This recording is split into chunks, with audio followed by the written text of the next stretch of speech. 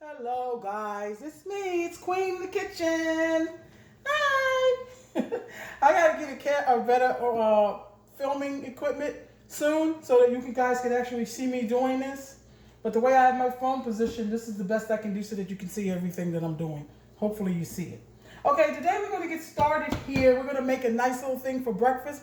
It could also be for dinner. It could be dessert. It could be for whatever occasion you want it to be. It's really a big biscuit that's baked in a pan, like one big giant biscuit. I call it biscuit bread.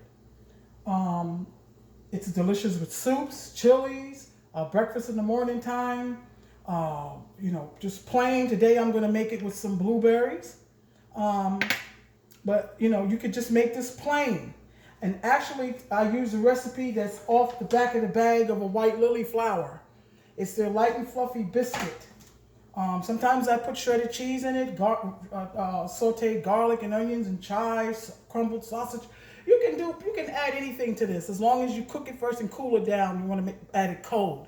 You never want to add anything hot to a shortened dough. Okay. All right. Now let's get started here. In this bowl, I already measured out 2 cups of the white lily flour. And I broke it up in the bag with a fork first, to lighten it. And I scooped it out and leveled it off in a measure cup. 2 cups flour in there. 1, 2. 2 cups of flour. Then to that, I put in some butter. I like to use a super rich butter like Pluger or Kerrygold because it makes a nice flavorful biscuit, and it gives it a nice crumb tenderness because it has more butter fat in it than say like a store brand butter. That's usually 79% butter fat. These specialty butters, European style butters, they're a higher butter fat, usually 82%. I've seen some in Whole Foods and other special grocers that's 84%. So, but I bake cakes with those and other things that you really want to be buttery.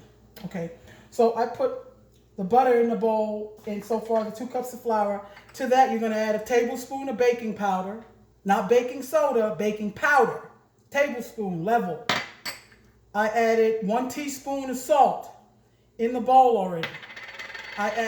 You don't have to add this is an optional ingredient, but I added 1 scant tablespoon of sugar, because I like sugar. Okay? But you don't have to add sugar. You don't have to do it. And then, like I said, a 1/4 cup of shortening. You could actually use Crisco. You can use the Nutiva. You can use any kind of shortening you want. I'm using the butter. And that's what's in there. And you want to take a pastry blender and you want to blend the butter into the flour, salt, mix it all up, cut it into coarse crumbs. And if you're a baker, you know what I mean. You don't want to see large crumbs of butter, pieces of butter. You want to see like a piece of a butter that's the size of a big crumb that you bite off a cookie. And I'm going to show you guys that. It actually looks like this. The crumb, can you see that? It's still visible in the flour. You can still see it in there. You don't want it mixed up too fine. If you do it, it's no big deal. If you do it too fine, your biscuit is just going to be a little more dense, but it's still delicious.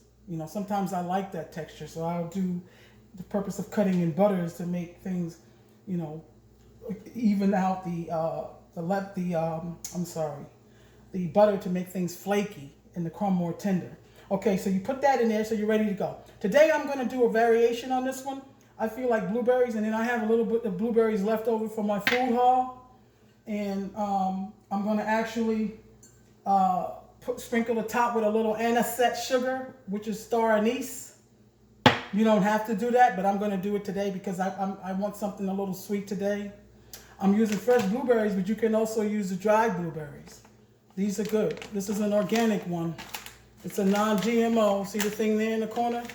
So you want to really get berries and stuff that you use, preferably organic, because they spray these things heavily with pesticides and sprays and stuff, and it makes it toxic because you're consuming the whole berry. So you want to try and get organic.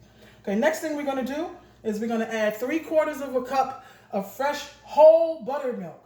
I don't like that buttermilk in the store that says low fat.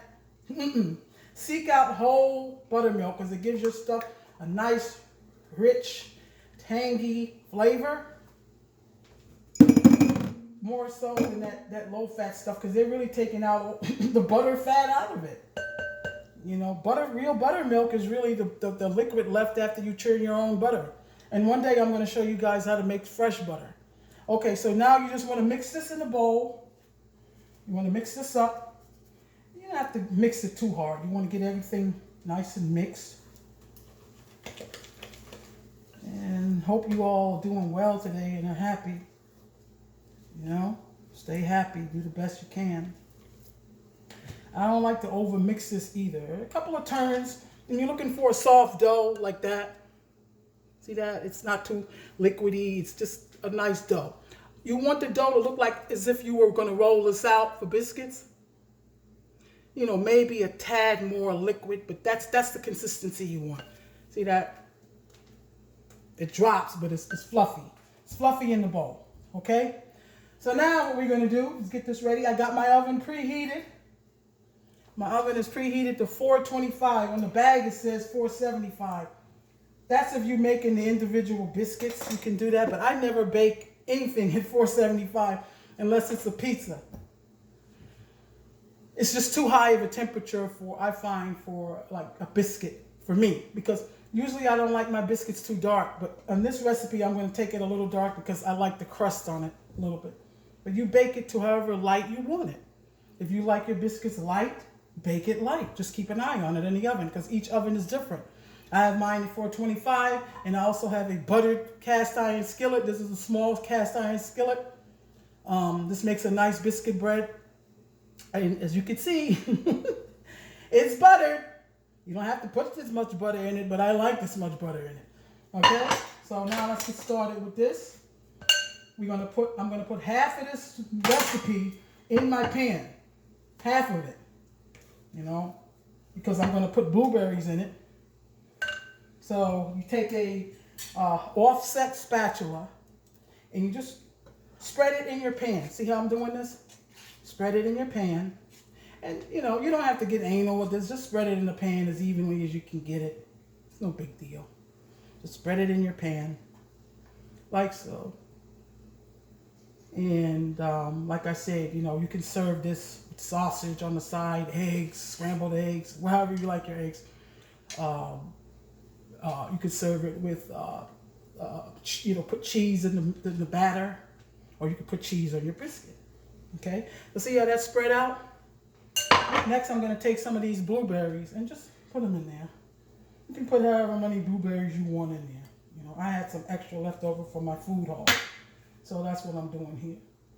Okay, and now we're going to take the rest of the biscuit mix and just put that over the top like that.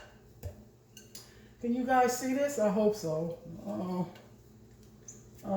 Get all of it. I hate these cooking shows that leave half of the shit in the bowl, and you know, I scrape everything out of these bowls, man. I hate that. I hate to see that. It just sends me through the roof when I see people doing that. You know, they leave it. I scrape it off the spatula, as y'all can see. I don't like to waste nothing. Okay. Then you take that dough and then you just spread it over the top. You don't have to cover everything up. You know, I try to cover up my blueberries as best I can because I don't want them to really burst too much. They're going to burst in the biscuit dough itself, but I don't want it to burst too much, okay? And that's it. Then I like to just take my hand just to get it on the bottom like that. And like I said, I'm making this one a little sweet today. I'm using the anisette sugar. You can buy this in bakeries, special bakeries, or even the grocery market. I got this. Buy the, you know, the vanillas and sugars and stuff like that. Or you can use demerara sugar, which is a coarser sugar. This is a fine sugar, and I'm just using just a little on the top. And, you know, this one tastes like star anise, but just a little on the top. And that's it. See? That's ready for the oven. 425. I'm going to bake mine at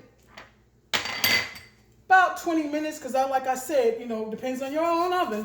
I like mine with a darker crumb, but it's going to come out tender. You'll see because I'm going to do a second video when it comes out the oven and you guys will see it. So come back in 20 minutes. I'm going to put this in the oven and we're going to eat. You know what I mean? So I want to eat some of this here. All right, guys. Thank you very much. Thumbs up. Thumbs up. Thank you. Have a good day if I don't see you. Bye-bye.